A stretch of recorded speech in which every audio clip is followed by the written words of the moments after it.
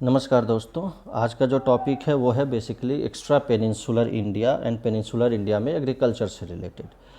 जहाँ तक हम जानते हैं कि भारत में जो है कृषि बहुत ही महत्वपूर्ण स्थान रखता है और यहाँ पे मैक्सिमम जनसंख्या जो है वो कृषि कार्य में लगी हुई है।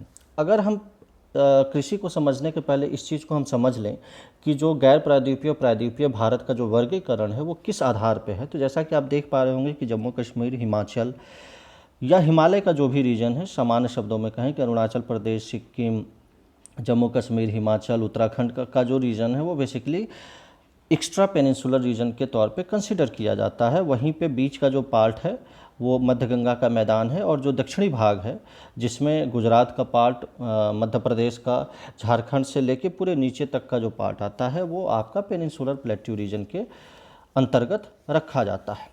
तो ये हम दिमाग में रखेंगे जब भी हम कृषि के संबंध में बात करेंगे डिफरेंट स्टेट और एरिया वाइज, कि कौन सा कृषि, किस तरह का कृषि और किस तरह की फसल एक्स्ट्रा पेनिनसुलर में होता है और किस तरह के फसलों का उत्पादन पेनिनसुलर इंडिया में किया जाता है। अगर हम बात करते हैं भारतीय अर्थव्यवस्था की, तो इसमें कृषि का बहुत ही महत्वपूर्ण योगदान है। कृषि की दृष्टि से भारत एक महत्वपूर्ण देश भी माना जाता है। ये ना सिर्फ खाद्यान्न फसलों का उत्पादन करता है बल्कि उसके अलावे अन्य फसलों का भी उत्पादन किया जाता है जो उद्योगों के लिए कच्चा माल प्रदान करती है। जैसा कि आप देख पा रहे होंगे कि कुल कार्यबल का, कुल ऑक्यूपेशनल स्ट्रक्चर का 54.6% आबादी कृषि और उसके संबंध कार्यकलाप से जुड़ी हुई है। वहीं पे इसका सकल मूल्य संवर्धन में भागीदारी वर्तमान मूल्यों के आधार पर 16.5% है, 16.5% है, जबकि कुल अर्थव्यवस्था में इसका योगदान लगभग 5%, एग्जैक्टली 4.9% के करीब है, जो कि निरंतर कम होता जा रहा है। और इसका अन्य कारण भी है, जो मुख्य तौर पे सर्विस सेक्टर या अन्य चीज़ों का डेवलपमेंट। अगर हम बात करते हैं कृषि के प्रकार की, तो जैसा कि हमने इस चीज़ को शुरू में भी बताया था कि दो संदर्भ में हमको समझना है, पेनिनसुलर इंडिया और एक्स्ट्रा पेनिनसुलर इंडिया। तो सबसे पहले अगर हम बात करते हैं प्रारंभिक जीवन निर्वाह कृषि की, तो ऐसा हम समझ सकते हैं कि आज भी इस तरह की खेती जो है भारत के अधिकतर भागों में की जाती है, जहाँ पे ना सिर्फ पुराने औज़ारों का इस्तेमाल होता है बल्कि किसान ज़मीन के टुकड़े को साफ़ करता है, वहाँ पे खेती करता है और जैसे ही मृदा की उर्वरता कम होती है तो किसान उस भूमि से स्थानांतरित हो जाता है, दूसरा टुकड़ा फिर वो यूज करने लगता है, जिसको हम स्लैश एंड बर्न कृषि भी कहते हैं और जिसको हम लोग उत्तर पूर्व भारत में झूम कृषि के नाम से जानते हैं। तो अगर हम ये बात कहें तो एक्स्ट्रा पेनिनसुलर रीजन में झूम कृषि जो है वो प्रारंभिक जीवन निर्वाह कृषि का पार्ट हो जाता है। वहीं पे हिमालयन रीजन में इसको खील कहा जाता है। वहीं पे इसको अगर हम बात करें जम्मू कश्मीर के रीजन में भी इस तरह की खेती की जाती है, अरुणाचल प्रदेश के रीजन में भी इस तरह की खेती की जाती है। पेनिनसुलर इंडिया की अगर बात करें तो यहाँ भी इस तरह की खेती होती है, जिसको मध्य प्रदेश में बेबर या दहिया कहा जाता है, आंध्र प्रदेश में पोडू या पेंडा कहा जाता है, ओडिशा में इसको पामाडाबी कहते हैं या कोमान भी कहा जाता है, कहीं कहीं बारिंगा भी कहा जाता है, पश्चिमी घाट में इसको कुमारी कहा जाता है, दक्षिण पूर्वी राजस्थान के रीजन में, हालांकि ये एक्स का पार्ट नहीं है लेकिन जानकारी के लिए इसको वालरे या वॉल्टरे भी कहा जाता है, झारखंड में इसको कुरुवा कहता है। तो ये सब जो है वो प्रारंभिक जीवन निर्वाह कृषि के भाग हो जाते हैं। जो दूसरा पार्ट है वो है गहन जीविका निर्वाह, मतलब कि कृषि उन क्षेत्रों में की जाती है जहाँ भूमि पर जनसंख्या का दबाव अधिक होता है, यानी कि यह श्रम गहन खेती होती है, जहाँ पे उद्देश्य क्या होता है कि अधिक से अधिक उत्पादन हो। अगर हम तीनों रीजन जो शुरू में हम लोगों ने देखा उसके संदर्भ में हम इसको समझते हैं तो मध्य गंगा मैदान में ये ज़्यादा होता है, लेकिन अगर प्रायद्वीपीय भारत की बात करें तो यहाँ भी इसकी खेती की जाती है। दूसरी तरफ अरुणाचल प्रदेश या जम्मू कश्मीर या उत्तराखंड के कुछ रीजन में होता है, लेकिन बहुत हद तक एक्स्ट्रा पेनिनसुलर रीजन में इसकी खेती, इस तरह की खेती नहीं की जाती।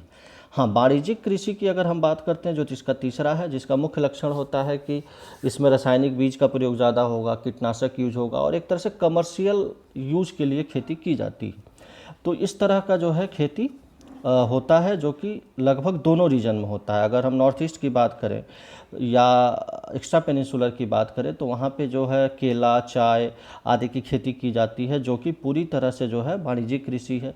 वहीं पे कर्नाटक में भी कॉफ़ी का उत्पादन या आंध्र प्रदेश में भी मसालों का उत्पादन, इस तरह के जो कर्नाटक वगैरह में इस तरह का जो रीजन है वो वाणिज्यिक कृषि का उदाहरण हम मान सकते हैं।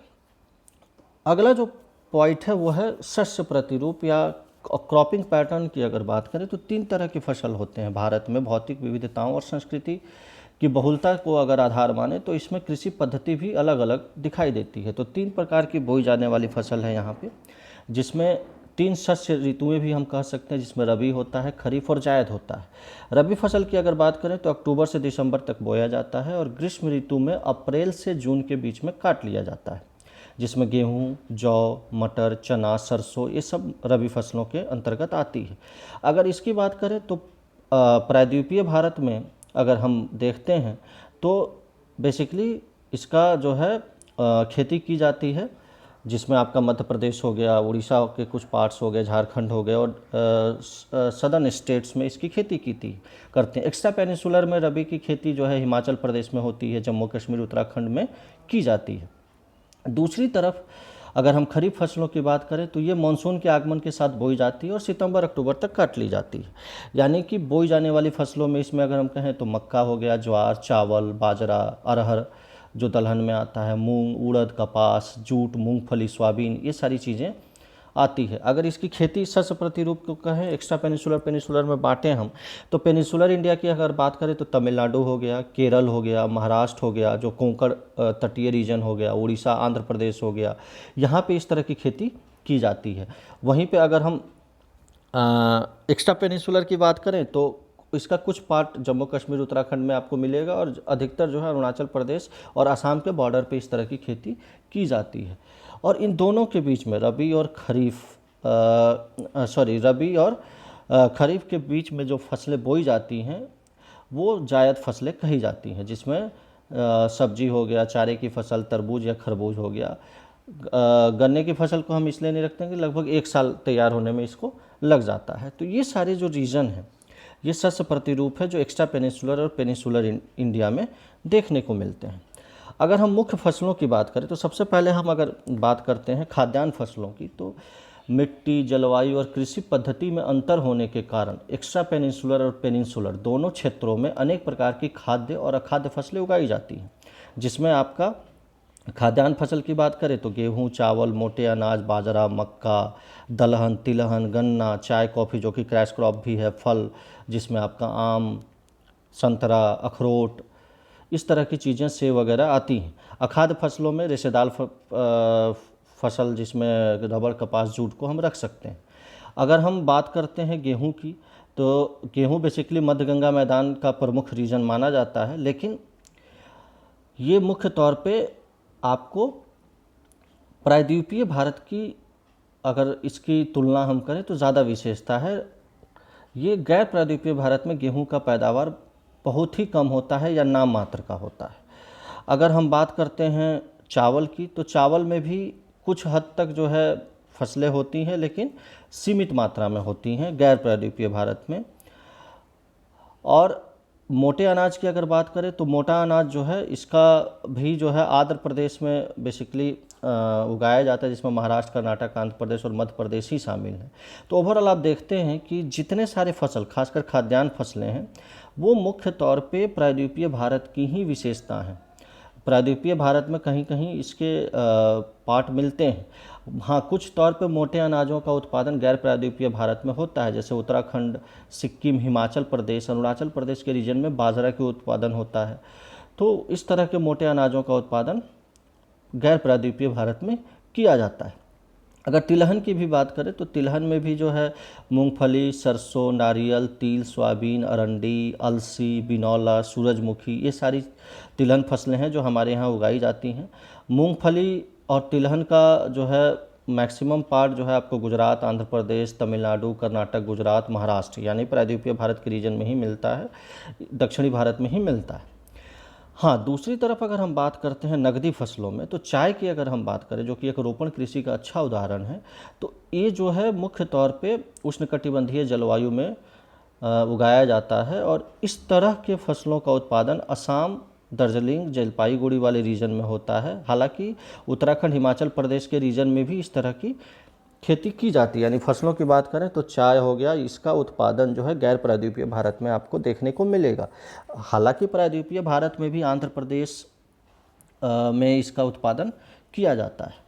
वहीं पर कॉफ़ी की बात करें तो कॉफ़ी बेसिकली नीलगिरी या बाबा बुदन की पहाड़ी के रीजन में, कर्नाटक, केरल, तमिलनाडु के रीजन में ज़्यादातर की जाती है। हमारे देश में जो कॉफ़ी का उत्पादन भी होता है वो अरेबिका किस्म का होता है, जो यूज होता है मुख्य तौर पे,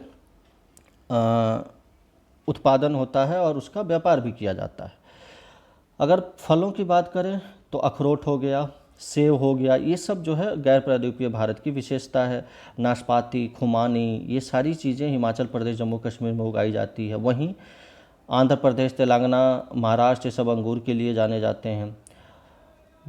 आप अगर गैर प्रायद्वीपीय भारत की बात करें तो वहाँ पे ज़्यादातर सेब, नाशपाती, खुमानी और अखरोट ही उगाए जाते हैं। कपास, जूट, प्राकृतिक रेशम की अगर हम बात करें तो यहाँ भी रबड़ की अगर हम बात करते हैं तो रबड़ का भी उत्पादन मुख्य तौर पे ज़्यादातर उत्पादन जो है साउथ इंडिया में ही या प्रायद्वीपीय भारत के केरल, तमिलनाडु और कर्नाटक वाले रीजन में ही होता है।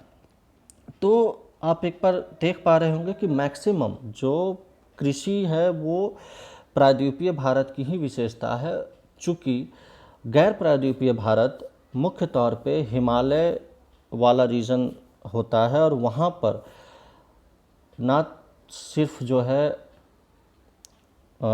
टफ स्थलाकृति भी मिलती है, बल्कि अन्य भौगोलिक कारणों के कारण वहाँ पे कृषि उतना विकसित नहीं है जितना होना चाहिए। वहाँ मुख्य तौर पे आपको बागवानी, जिसमें आपको अखरोट, सेब आदि फल हो गए, चाय की खेती होती है और कुछ हद तक जीवन निर्वाह कृषि के लिए खाद्यान्न फसलों का उत्पादन होता है। ये मैप भी आपको ओवरऑल पूरे भारत में कृषि को दिखा रहा है। इसमें आप पूर्व में दिए गए मैप के आधार पे इसको आप बांट सकते हैं कि कौन सा प्रायद्वीपीय भारत की कृषि की विशेषता है, कौन से गैर प्रायद्वीपीय भारत की कृषि की विशेषता है।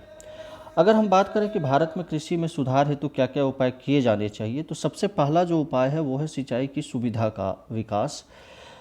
जो है प्रायद्वीपीय भारत में, जैसा कि हम जानते हैं, और गैर प्रायद्वीपीय भारत दोनों जो क्षेत्र हैं वो कहीं ना कहीं, एक पहाड़ी रीजन है, दूसरा पठारी रीजन है, दोनों में सिंचाई की सुविधा का अभाव पाया जाता है। तो उसको विकसित करने की ज़रूरत है, मुफ्त ऊर्जा देने की ज़रूरत है, क्योंकि फसलों के प्रसंस्करण में भी ऊर्जा उतना ही आवश्यकता होती है। इसके अलावा आर्थिक पैकेज, और जो किसान खेती करता है उसको सही मूल्य मिल सके, जिसको हम लोग न्यूनतम समर्थन मूल्य कहते हैं, तो वो भी ज़रूरी है, जिसके लिए आयोग जो है वो उसको कर सकता है। दूसरा, संकर बीज या हाइब्रिड सीड्स और जो कृषि संस्थाओं का सुदृढ़ीकरण है वो भी बहुत आवश्यक है, ताकि जो है अधिक से अधिक किसानों तक इसको पहुंचाया जा सके और फसलों का उत्पादन बढ़ाया जा सके। फसल बीमा और कृषि वित्त बहुत ज़रूरी है, क्योंकि जैसा कि हमने कहा कि खाद्यान्न फसलों का उत्पादन सिर्फ जीवन निर्वाह के लिए होता है गैर प्रायद्वीपीय भारत में, लेकिन वहाँ पे जो बागवानी फसल हैं, जिसमें खुमानी, अखरोट, सेब आदि फल हैं, जो कि काफ़ी अच्छे व्यापार जनित फल है या व्यापार करके इनका फ़ायदा हो सकता है, तो उसको और बढ़ाए जाने की ज़रूरत है। साथ ही साथ एक डायरेक्टिव जो है डाइवर्सिफिकेशन की भी ज़रूरत है, ताकि किसान अधिक से अधिक लाभ उससे मिल सके, क्योंकि भारतीय अर्थव्यवस्था की रीढ़ है कृषि। और दूसरी चीज़ कि यह मानसून पे बेस्ड है, तो इसके लिए भी सरकार को जो संस्थागत सुधार है वो करना ज़रूरी है। हालांकि सरकार ने कृषि के आधुनिकीकरण के लिए बहुत सारे प्रयास कर रहे हैं, जिसमें भारतीय कृषि अनुसंधान परिषद है, कई कृषि विश्वविद्यालय की स्थापना हुई है, जो इससे संबंधित कार्य अपने स्तर पे कर रहे हैं। क्योंकि भारत की खाद्य सुरक्षा नीति का भी प्राथमिक उद्देश्य यही है कि सामान्य लोगों को खरीद सकने योग्य कीमतों पर खाद्यान्नों की उपलब्धता भी सुनिश्चित कराया जाए। और इसके लिए ज़रूरी है कि जो उत्पादन हो रहा है उसको सही मूल्य मिले और अधिक से अधिक किसानों को प्रोत्साहित किया जाए, जो कि अधिक से अधिक फसलों का उत्पादन करें।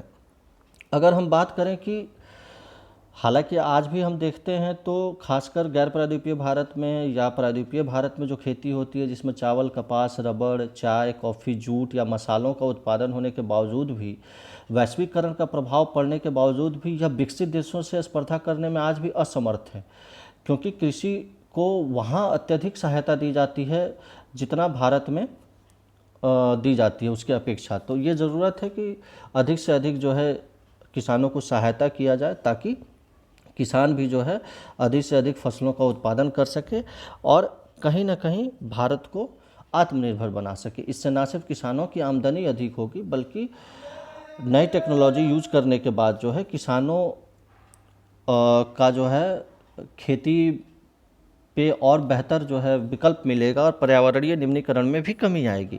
इसके अलावे जो है विविधीकरण में हम फलों, औषधीय पौधों, बायोडीजल फसलों जैसे जैट्रोबा हो गया, जोजोबा हो गया, सब्जियों आदि के उत्पादकता को भी बेहतर बना सकते हैं और किसानों की आय को बढ़ा सकते हैं। तो ओवरऑल ये जो है एक सामान्य खाका है पूरे कृषि से संबंधित एक्स्ट्रा पेनिनसुलर और पेनिनसुलर इंडिया का। आई होप आपको अच्छे से समझ में आया होगा। धन्यवाद।